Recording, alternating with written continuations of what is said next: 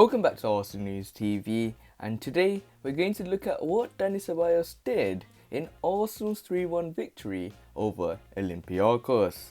So the reports are stating that on the face of Arsenal's 3-1 victory over Olympiacos, it was an overwhelmingly positive night.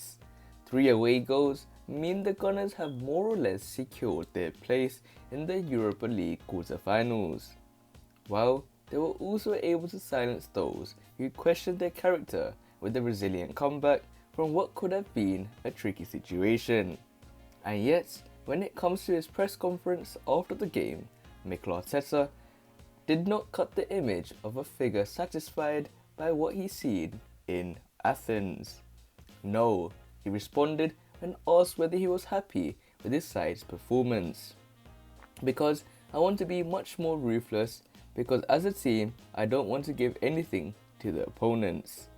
The opponents are good enough by themselves to create problems, to create situations, to change organizational structures, individual quality that they have in this competition. So I want to give 0 to the opponents.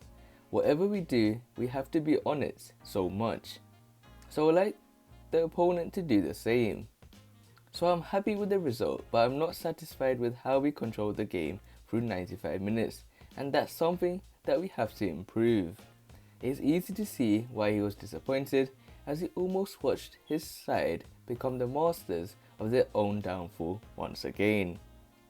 1-0 up, and with the Greek giants having offered little, Bernd Leno's hospital pass to Dani Ceballos allowed Yusuf El Arabi to bring Olympiacos back into the game.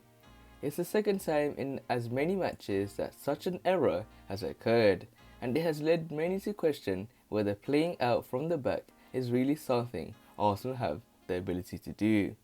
Arteta himself, unsurprisingly, remains steadfastly tied to his principles and believes that the question is not if the Gunners should play that way, but rather when. It's just when we have to play, he said. You know they have to play the ball to the player, but when is the difference? It's now, a second earlier or a second later. And that gives the opponent a chance to press or to intercept a pass or not. Obviously, the difference is to discriminate the decision making when it has to be done. Is what it dictates in the next action after whether you are successful or not. But it's not about encouraging the team or stopping when we have to play. It's about learning to understand when to do it, and that's crucial. If not, it creates a form of and sense of insecurity, and a game that is totally under control brings the team into an insecurity mode, because it just brings the opponent into the game with how much we've done and the chances that we missed, and it's unnecessary. The stress the style of play put on the Arsenal squad was clear to see on the night, as Dani Ceballos, who clearly felt the weight of the error after his mistakes against Benfica in the last round, celebrated widely on his own after Mohamed El-Neny's third, before showing a burst of relief and smacking the hand of Emil Smith-Rowe as he ran past jubilantly to join the rest of the team in mobbing the Egyptian. Arteta might well defend the style, but the reality is that the Gunners have conceded 14 goals this year, and 7 of them have been from unforced errors at the back.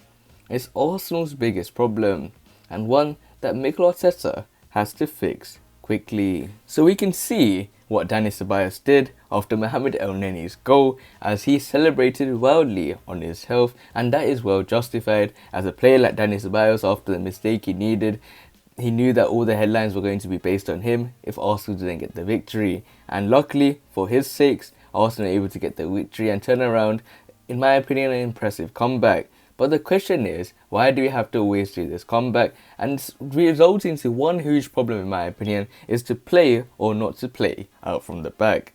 But the thing is, sometimes Arsenal do look a bit rusty when it comes to playing out from the back, and I think solely it's due to the goalkeeper, in my opinion.